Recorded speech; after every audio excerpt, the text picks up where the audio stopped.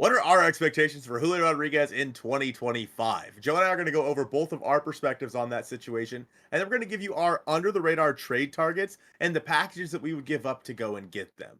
Joe went with Jonathan India. I went with Luis Garcia. We're going to talk about a couple of the pieces that we would move to those teams and what it's going to take. Thank you guys so much for watching episode 132 of the Hit It Here podcast, part of the Bleav network, available on all your favorite podcasting platforms. And this is the Mark Downs episode, Joe. And I'm wearing a cool hat. You guys should buy this bucket hat. The link is in the description. Joe, how are you? Doing great, man. I'm doing about as good as how you're feeling in that brand new bucket hat. You know what I mean? Like feeling Really good. phenomenal, right? I took a big nap today. We're feeling all right. Yeah, I know you're missing your big nap time. Way to air out, by the way, our under the radar. Listen, I know Jonathan India is not under the radar. Okay. Put some bleeps over it. No, it's Bleep fine. it out. No, that's more work for me in the post. True. My thought process behind India is it's been so over the radar. It's been so overdone for like 3 seasons now that now it's like becoming like it's a cyclical process, like where now we're getting back on the train of like, oh, maybe, and then it'll get overdone and then they'll never trade for him and things will all be hunky dory. We will say, the both of us, not just me, we will say, we did discuss this on Jake's channel, Raise the Trident, part of like the big Mariners Round Table thing. So if you guys have not checked out any parts of those, we'll link those down in the description as well. Make sure you guys go check out Jake's channel and subscribe to him. Thank you to him for organizing everything. It was great chatting with everybody. I have not really gone and looked at the comments on those videos, but my intuition tells me that, like, what I'm trying to get at here is, who do you think like the comments favorite perspective was? Like, who is the odds on favorite like perspective from that entire thing? Like, are we putting Colby at the top or are we putting Colby at the bottom? A lot of people like his sass, so I'd say at the top. Okay, so Colby, I put him at the top. sure. I mean, reasonably so. I mean, he got me hyped for his under the radar trade guy because it was someone that I almost said we'll talk about that in a second. But again, Colby, odds on favorite for favorite like fan perspective from the Mariners Roundtable stuff, and you can find plenty of other odds on favorite bets to take with BetOnline.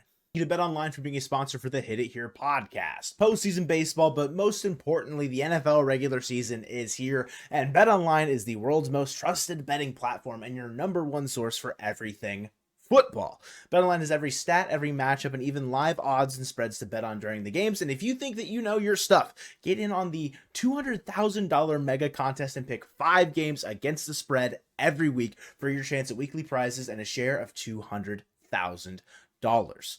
Head to the website today to get in on the action, and remember, Bet Online, the game starts here. So one of the questions that Jake posed to all of us Mariners creators was our expectations for Julio Rodriguez heading into the 2025 season. Obviously, we know Julio, his rookie year, lights out. Won Rookie of the Year. His second year, had a slow start, had a tremendous August, finished the year really strong, finishes the MVP for.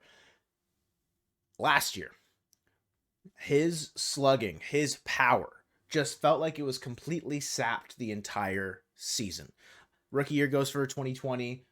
Sophomore year goes for a 30-30. I was bullish calling for the 40-40 in the offseason just to continue the trend. He does end up finishing with a 2020 season. But Colton, last year, a lot of people, ourselves included, would say it was an underwhelming year for Julio Rodriguez. Where are you at with what his expectation should be at going into his 4th season, his age 24 year in 2025? Yeah, and Joe and I, when we were on with Jake, everyone had some really cool perspectives. So I really implore you guys to go watch those videos and check them out. Don't just listen to our opinions, because there was plenty of other probably smarter people than us giving their opinions on there. But for me specifically, expectations for Julio, in my opinion, are still sky high. They have to be MVP caliber expectations, because he not yet, but he will be getting paid like an MVP caliber player.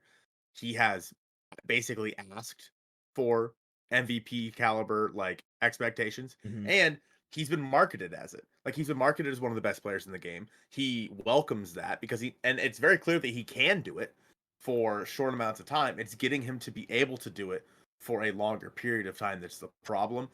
And so I feel like, and I mentioned this in when we were on Jake's thing, is you kind of have to have sky high expectations until he proves year in and year out that he's just not that guy. Like if we go through a couple seasons where he looks like April Julio all year, like 2 or 3 seasons of that, first I will want to die. But second, I think that then we can write it off as okay, like maybe we were too high on this kid. But the fact that every single year he has a month where he is the best player in baseball, like he can be that guy. He's still only 23 or 24 years old. Like he just has not put it all together. And in 2024, the pull power, I mean, just pulling the ball in general was gone. He had like 5 extra base hits in like the first 2 months of the year. Abysmal. Terrible. He was not pulling the ball and he was not putting the ball in the air. He was hitting everything on the ground. He was still hitting it hard, which is good. But something about that bat path, because he did make some changes to his swing going into 2024, hoping to unlock something more. And it had the adverse effect of that, where he was just hitting everything on the ground, still hitting at 110 plus, like basically every single time. Like you look at his hard hit data, and it's off the charts. And that's one of the reasons why he was still keeping himself afloat. And that's one of the reasons why I don't think Julio Rodriguez will ever be like a mediocre player. He will always be an above average player, no matter what, because of how hard he hits the baseball. But his expectations, until he proves otherwise, they have to be that of an MVP, because that's kind of what he needs to be. So I think that's where I'm at with him. I think that's again, fair assessment, because like the 2 out of 3 years, he's still in the majority of like being an MVP candidate. MVP 7 his rookie year, MVP 4 his sophomore year. Obviously, last year is the outlier. You're mentioning his pull percentage is being down 24% in 2024 compared to 29.7% in 2023 and 27.5% the year before. Strikeout rate remained around the same. Walk rate remained around the same. Like everything else, as far as like batted ball data, truly does feel like relatively similar. Like even like fly ball percentage, his fly ball percentage was up. He wasn't pulling the ball as often. And it's a weird situation, I think, of because whenever they talk on the broadcast, like, oh, Julio's feeling good when he's seeing the ball deep and pushing it the other way. Yet every single time he gets hot, he's pulling the ball in the air for monster home runs. So it's just like this, like almost like not like a disconnect, but like a weird kind of like hitting philosophy, like idea of like what people see as like a bat that is, I think, like locked in versus like what we see as like him producing. Like I don't disagree that when he's taking the ball deep and putting like he is hitting the ball where it's pitched, essentially. Like he's not letting balls beat him on the inside part of the plate, on the outside part of the plate. He's laying off the slider, etc. You can tell when that's happening because he's able to kind of like poke balls and like hit them where like basically get hits where he shouldn't have. But then also in that same vein, it's like when he is cheating, getting in on a fastball or some sort of breaking pitch on the inner third of the plate and then pulling it out into Edgar's Cantina, that's some of like the most like peak Julio performances we've ever seen. So it's just like an interesting kind of like, not like discrepancy, but something that I just thought was interesting. Yeah, second half Julio, again, just reigned supreme. But I'd say before his ankle injury, when he was trying to prevent Jordan from getting the cycle, it was a shame that it was against the Astros and he was down writhing in pain. Like in July, in 48 at-bats in 15 games, he had a 1.122 OPS. He was slashing 375, 434 with a 688 slug. His slugging in July was as high as his OPS in May. It was higher than his OPS in April and June. Like, bro was on a tear and he was heating up, and then he gets hurt and then he has to kind of rehabilitate it, and then he's still dealing with a lot of pain in August, so it's not as good. It's definitely the best month out of the bad months for Julio in 2024, and then we know how strong he finished September in 2024, a 328, 349, 546 slash line with an 895 OPS. Like, we've seen it at least for a decent amount of time in specific seasons where it can seem like it's sustained success. It is just, it's always in the second half. So when will he figure out how to play in the first half? I was more so in the camp, I think, with Lyle, not to expose too much about other people's like viewpoints, but I kind of settled on my expectations for next year for Julio. If he can get back to like the 130 OPS plus that he had in 2023, I think that is where my expectations are. Like a guy that's going to hit anywhere between like 25 and 30 home runs, drive in 100 RBI should the opportunities be there, and steal 30 bags if he's healthy. I don't think he has to be like a 140, 150 OPS plus guy right now. I think that he can like build up to that. And I hope that maybe what he did in the second half shows that he is building toward, what's he building in there? Shows that he's like building towards something like that. And I think that even with a 130 OPS plus, that still finished him MVP 4 in 2023. So I think that like it's not super unreasonable to expect, like you're saying, like MVP caliber stuff, because that's like the expectations that he's put on himself just in general. I just don't know if, given like the success of certain players in the American League, like I think of Juan Soto, I think of Aaron Judge, I think of Bobby Witt, how will he be able to pass them as far as production is concerned? I think he could still finish around like the top 5 next year with like a 130 OPS plus and great defense, but I wouldn't expect him to be beyond that next year, just based around the fact that like there's going to be ebbs and flows. I think we're going to catch him back like kind of on a hot streak, and then 2026 I feel like could be where he takes off completely in my head. Like it's almost like a slow burn for me for Julio, what to expect next year. The guy that you described is a perennial all-star and a perennial MVP candidate. And the thing is, like, if that's like consistently what he is, like a 130, like he'll probably have years where he puts up a 140 plus, like a 145 plus, because like just, you know, he'll have a great year and then he'll kind of dip back down to the 130s. Not like that's a bad thing. Like if you're hitting if you're in the 30-30 club every single year, it's a good thing. You're a perennial all-star. Yeah. Like even this year on a down year, he was worth 4 wins. Like he still put up a 116 OPS plus by season's end. It's just, we know that if this is Julio's floor, yes, he is going to be a very valuable player, a very good player for a very long time. If this is Julio's floor, he will be the 3rd best outfielder in Mariners history. Yeah, I don't know. I think that again, if he can settle around 130, the Mariners are in very, very good hands, and he will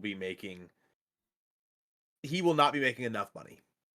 If he settles around 130 every single year, he will be underpaid. So I said it. Everyone in the I'm gonna get flamed. Everyone in the comments. And while I'm getting flamed, buy this hat. I don't know how to wear it. I don't know how to wear bucket hats. Yeah, I mean, I'm glad that you're not wearing like like you're not wearing a headset. You're wearing headphones that are allowing you to. Yeah, I know you'd be a mess if you're trying to wear that with an actual headset on. So the Mariners need help. The Mariners need a lot of help, and we don't know where the hell it's going to come from, Joe. Stop. But Jake asked us, get some help, and that help is Jonathan India, according to Joe Lacey on the Raise the Trident video. Joe, tell me your reasoning. Let's hear it. I was too chicken to say Andres Gimenez, okay? I was too chicken. I was deciding between him and Jonathan India, and I was too chicken to say Gimenez. But Jonathan India, it was the situation of, oh, should they trade for him in the offseason? Should they not trade for him in the offseason? He had a better year than Jorge Polanco. Not by like this crazy margin, but definitely enough to be like, would that have been worth it? According to reference, Polanco put up a 1.4 WAR. Okay. A 93 OPS plus. Jonathan India, a 1.7 WAR. So not that much better, which is kind of surprising, but a 105 OPS plus. And again, the home road splits, they're atrocious. The thing that I think makes sense as far as this trade is concerned is it's a nice, like, pretty efficiently cost, like money efficient player for like a bridge. Essentially, like I think you'd rather pay Jonathan India $5.5 million this upcoming season than pay Jorge Polanco 12 to allow Cole Young to eventually take over that job. I think is where my head is at with acquiring a second baseman this offseason for the most part, unless you're going to be able to get like one of the top end guys that is like a year in and year out producer. I think getting a guy that is a nice bridge to Cole Young is where I would like them to kind of take second base. Strikeout percentage is right around career norm at 19.6. It's his first time below 20%, which is nice, but it's still kind of around the same mark. Did walk the most of his career, 12.6% compared to his original career high in 2021 during his rookie season at 11.3. So I think with Jonathan India, the thing that's scary is obviously the home road splits, and that's something that you're looking at a guy who's playing in the Great American Small Park and then having him come to the least hitter-friendly park pretty much in all of baseball and T-Mobile. It's not good, especially when his home road splits consist of his home like slash line is 273, 375, 474 with an 849 OPS, and his road slash is 225, 342, 318, 660. It's not pretty. I think what is nice about India is that he is a good stopgap. He will be cheap, and I don't think he'll cost a ton to acquire due to the surplus of infielders in the Reds organization. I could see this being a trade where you trade Dominic Canzone and like a reliever, and you get Jonathan India. And I wouldn't go any further than that. Oh yeah, that'd be absolutely the most I'd be willing to give up for Jonathan India. Again, like you said, Joe, he's a stopgap. He's a guy that once Cole Young is ready to come up or ready to play second base, you either bench India, DFA him, trade him, whatever. He's a guy that he's not an impediment for Cole Young or Colt Everson, whoever's going to come up and take that job. Career 253, 352, 412 hitter. It's fine. Like it's fine. Mm-hmm. It's nothing special. He hit 15 home runs this year. Like you said, lowest strikeout rate of his career, highest walk rate of his career. Like maybe there's something there. He's going to be 28. You'll have him through the end of the rest of this year and the rest of 2026 as well. So he's there. He's an option. He's better than Dylan Moore. Whoa, people! I said it. The stats may disagree. I think also like looking at him as like a platoon guy for Rojas at second base. Like if you get someone better at third, like his splits against left-handed pitching last year, he hit 277, 397, 418 with an 815 OPS. Like he's not completely unusable against right-handed pitching. He had a 725 OPS last year, but still, like you're looking at him as taking advantage of a left-handed pitcher. Like, yeah, that's a guy that you could platoon pretty easily. And it, sure, you're paying $5.5 million for a platoon guy. Like you're paying basically $10 million for a platoon at second base of Josh Rojas and Jonathan India, essentially, or even like a little bit less, and you're doing Josh Rojas and Dylan Moore. Like, again, it's not my favorite trade ever. It's just a name that feels like it's gone through the cycle so many times that eventually it's going to come up. Like, yeah, they acquired Jonathan India this offseason. And you talked about it a little bit, I believe, in Jake's thing, is that they have so many infielders. Like Jonathan India has been noted as like the leader in the clubhouse, which I don't know how much that's true or if that's just them trying to raise his trade value. But he's a guy that has been around now for 4 years, seems to be well respected in that clubhouse. And so maybe the Reds don't want to part with him, especially with Francona coming in. Yeah, right. Yeah, so it's like. But at the same time, they have so many. I mean, you think about Noelvi Marte is going to be back for a full year this year. They have, Spencer Steer, I think, will be healthy. Yeah, you're hoping a full year out of, like, McLean, De La Cruz. Right. They signed Heimer Candelario. He had an awful year for them, but, like, he's still there. They've got Christian Encarnacion Strand. Like, they've got too many infielders. They need to clear house.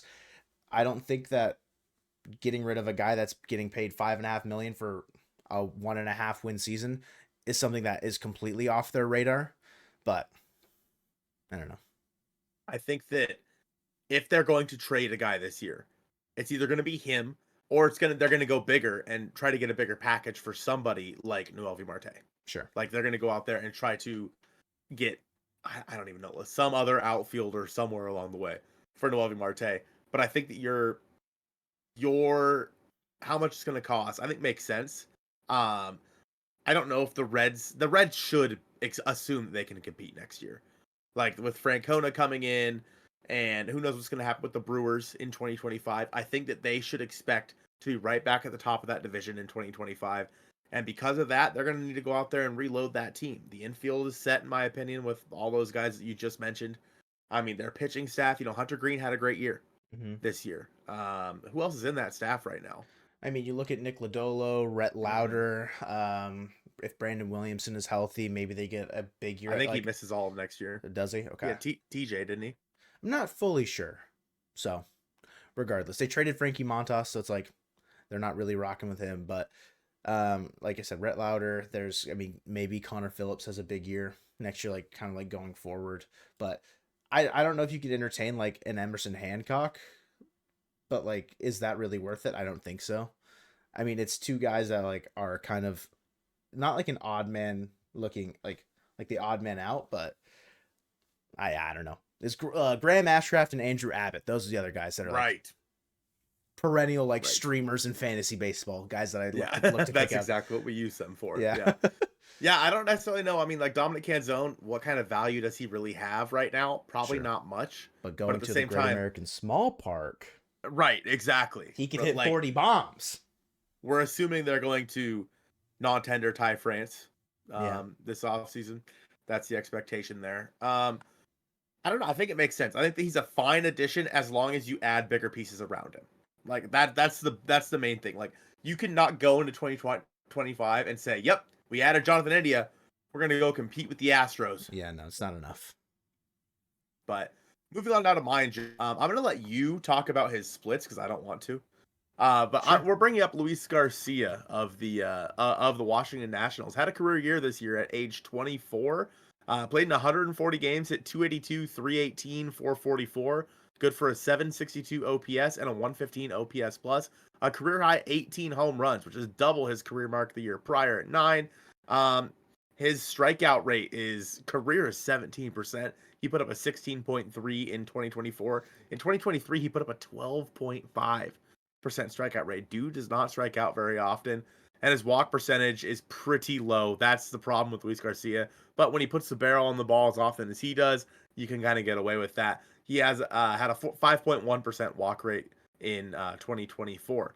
He hits the ball hard. On average, his exit velocities is about 87.4, which is a little below league average.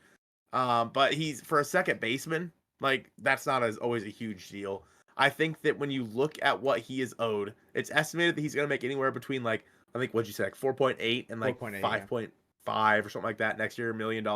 So it's not going to break the bank. Very similar to what Jonathan India is making. And then he's not a free agent until 2028. He is a Super 2 guy, so he has 4 years of arbitration. So 2027 will be his ARB 4 year. Depending on how he plays, he could get kind of expensive in those years, but I wouldn't expect him to go over like, I don't know, 15-16 million dollars at that point. Um, as far as the trade package goes, this is the hard part.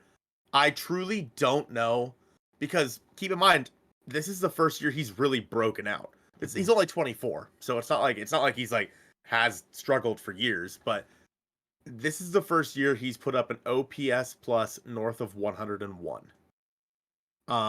This is a guy who put up a 2.2 WAR in 2024. Like, I look at Luis Garcia as you're buying a guy who has an option to be in your lineup every single day for quite some time over the next 3 years. This is more, in my opinion, more so like an actual everyday solution than a stopgap, kind of like you were talking about with Jonathan India. The problem is, what would the Nationals want for him, and would they be willing to give him up? Because honestly, they're a team, they need young guys. Dude's 24. Mm-hmm. Like, he's young. They saw him for 3 more years. Would they be willing to give up a guy who has 3 years of club control left? And so for the Mariners, I don't know where you start with it. I think personally, I would start with Ty Pete, which I don't love. Yeah, it's going to be a top end ask, not like top, like not the very top, but like you're looking at a around top 10 prospect, like anywhere between like the maybe go up as high as 8 and all the way down to say like 14 or 15. That's going to be like the big package that the Nationals get back. I'm kind of just like poking around their roster on Fangraphs, like roster resource. So they've got their top 3 prospect in their organization, Brady House. He's a third baseman. Third base, second base, those guys, it seems like they just fall off trees. Like they could, like any third baseman can go play second base. Like we're looking at Jordan Westburg 2.0 and Brady House, in my opinion. If I'm just like kind of taking a player kind of like archetype and going from there. They've also got Jose Tena or Tena. I assume it's just Tena. A guy for them last year who was playing mainly third base, put up an 83 WRC plus on the entire season. He did play a couple games over at second, so he could move to second base, and then you could call it Brady House for opening day, kind of just give him the reins at third base. They've also got Ilemardo Vargas still on their bench, according to roster resource, so that's a guy that can go and play around the infield as well. I don't think they're going to be hard pressed to hold on to Luis Garcia if they think they can get the most out of his like potential right now. You did mention like this is his career year. Maybe they think this is like the best he'll ever be, so they can get the most value out of him now. And if, say, this Nationals team does want to compete, maybe they don't want to trade anybody else or like some of their top end quality guys, but Kyle Finnegan is not going to be cheap for them next year. And if the Mhm. Mariners want to load up their bullpen, getting Kyle Finnegan might not be a bad option. Sure. The hard part is he's owed, I think it's, so Trade Rumors has him at 8.6. Spotrac typically goes a little bit higher than Trade Rumors, I think, as far as arbitration projections. He is only going to be on, like, he is a free agent in 2026. So you only get him for 2025. But if you go Kyle Finnegan and Luis Garcia and try and like alleviate some capital for them as far as payroll is concerned, maybe that is a way to, it expands the trade, because yes, you're acquiring a top end reliever, but if you're already willing to give up Ty Pete for Luis Garcia, I don't see why not like going even further and to try and like make this a bigger trade than just Garcia. But I understand, like, from the Nationals perspective, they're young, they're hungry, like they got Dylan Cruz, they got James Wood, like seems like though that offense is ready to start cooking. How do they continue to maybe like alleviate the pressure from that offense? Having a solid bullpen is a good way to start. So maybe they don't want to give up Finnegan, but that would be a guy I'd be willing to try and target in a trade with the Nationals as well as Luis Garcia, just because what are the Nationals really going to do in the National League East against the Phillies, Yeah. against the Braves, against the Mets? Like, they still feel like their time to strike is a couple years away, and maybe they could reload a little bit. And so if you get Finnegan, you get Garcia, yeah, you're going to have to trade some more top end guys. Like, that probably goes up into like maybe someone in the top five. I don't know who, if you like, you trade Cole Young at that point, like that's probably a little bit too much. But like, Yeah, if I'd say they're, no immediately. yeah, I think right, Harry like Ford is the is highest I'd go. is the more reasonable one. Sure. Mhm. And I think that's fair. But I also think you could give them like a second baseman that's ready to play, and like Ryan Bliss along with Ty Pete, Right. and then some sort of pitching prospect in like Michael Morales, Logan Evans, and then like a like upside reliever guy like Curvelo, who had a great year. I think he's in everyone's trade packages this offseason because he had such a good year. It's like, why not strike while the iron's hot kind of a situation. So Luis Garcia, he's an interesting guy. He's definitely an interesting player, but there was a bugaboo. The thorn in your side that I just keep on, I'm twisting the knife. His splits between home and away this year are incredible.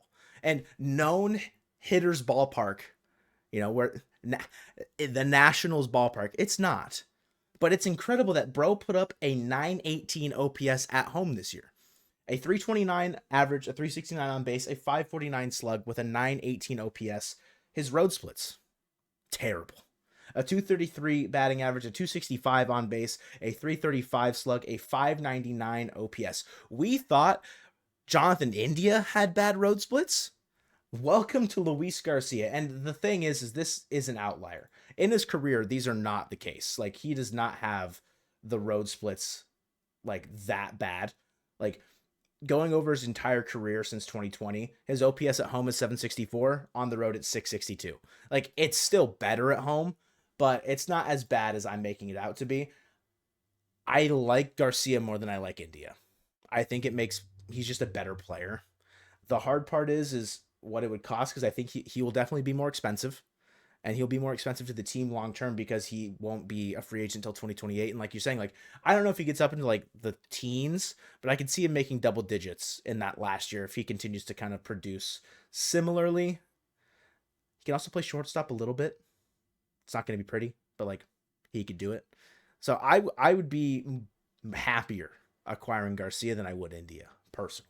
Yeah. I think the trade packages are more interesting, like, as to what else can be added, because like you said, the Nationals are years away at this point. Like, they probably don't even get Pete in 26. Like, they're a few years out, and I think that because of that, they should be willing to give up a guy like Luis Garcia, especially when he's coming off the year he had. Like, do they think that he's going to continue to evolve into maybe more of an all-star type guy who can hit like this every single year? Maybe, but if you're the Mariners, like, why not take a shot on a guy like this when obviously the Nationals have no use for him? I think that team's bad. It's a bad baseball team. And obviously Dylan Cruz coming up and the emergence of CJ Abrams this year. I mean, hey, maybe they want to trade CJ Abrams. He likes gambling, but he doesn't do it at Bet Online. But he could if he came to Seattle.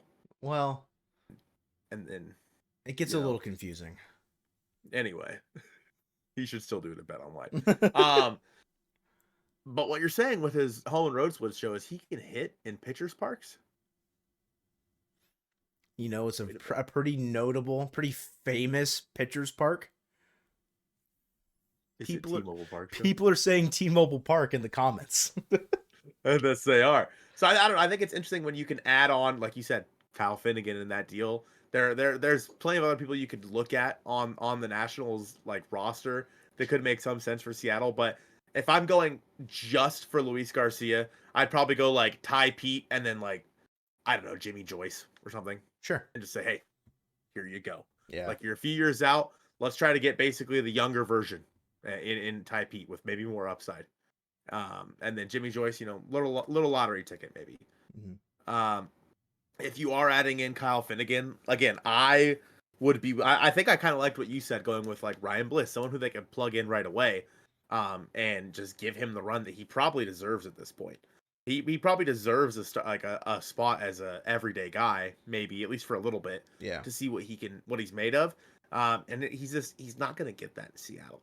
Like unfortunately, like which is weird because we're looking around to acquire second base, but should we not just like give Ryan Bliss the opportunity? Like, what would be more valuable to the team is like going and upgrading a different spot and giving Ryan Bliss second base, or going out and acquiring a second baseman and still just like letting Ryan Bliss kind of hang around in the wings and just turn him into the next super utility guy.